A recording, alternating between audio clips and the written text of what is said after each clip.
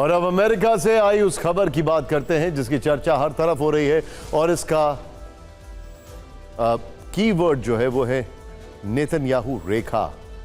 आपने भारत और पाकिस्तान के बीच में रेड क्लिफ रेखा के बारे में सुना होगा, आपने भारत और चीन के बीच में मैकमोहन रेखा के बारे में सुना होगा, आपने अफगानिस्तान और पाकिस्तान के बीच में डूरन रेखा के बारे में सुना होगा, लेकिन यह शायद पहली बार है जब आप अमेरिकी संसद में बंटवारा करने वाली नेतन्याहू रेखा के बारे में सुन रहे होंगे, क्योंकि ये वो रेखा है जिसने अमेरिका में राष्ट्रपति चुनाव के बीच गदर मचा दिया है।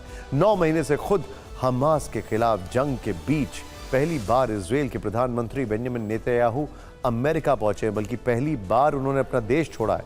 अमेरिका पहुंचकर नेतन्याहू ने अमेरिकी संसद के जॉइंट सेशन को संबोधित किया, लेकिन सच्चाई यह है कि अमेरिकी संसद में बेंजामिन नेतन्याहू की मौजूदगी से नेतन्याहू रेखा खिंच गई है।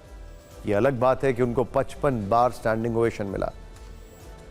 इस रेखा ने अमेरिका में दो फाड़ कर दिया है। इस रेखा ने अमेरिकी संसद का तापमान बढ़ा दिया है। इस रेखा ने 2 विचारधाराओं वाले समूह को लड़ा दिया है। इस रेखा ने वॉशिंगटन में हमास वाला चैप्टर शुरू कर दिया है। इस रेखा ने गाजा के जख्मों पर नमक छिड़क दिया है। इस रेखा ने अमेरिकी महानता वाले नैरेटिव को चोट पहुंचाई है। इस रेखा ने ऑलरेडी वहां पर जो फॉल्ट लाइंस थी, एक इस्लामिक वर्ल्ड वर्सेस एक ज्यू वर्ल्ड को लेकर जो चर्चाएं होती थी, जो एक्सपर्ट्स कहते थे, उसको और डीप और फाइन कर दिया।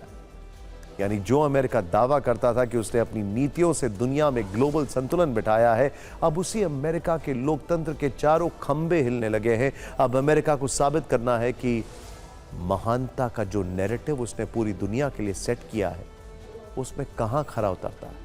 अमेरिकी संसद से नेतन्याहू ने सबसे बड़ा झूठ बोला। नेतन्याहू ने कहा कि इजराइल डिफेंस फोर्स के हमलों में गाजा में एक भी आम नागरिक नहीं मारा गया, जबकि सच्चाई यह है कि द्वितीय विश्व युद्ध के बाद अगर कहीं सबसे ज्यादा मौतें हुई हैं तो वो इजराइल हमास वॉर में हुई है, और इसका गवाह है ICJ। और द्वितीय विश्व युद्ध के बाद सबसे ज्यादा बच्चे गाजा में ही मारे गए।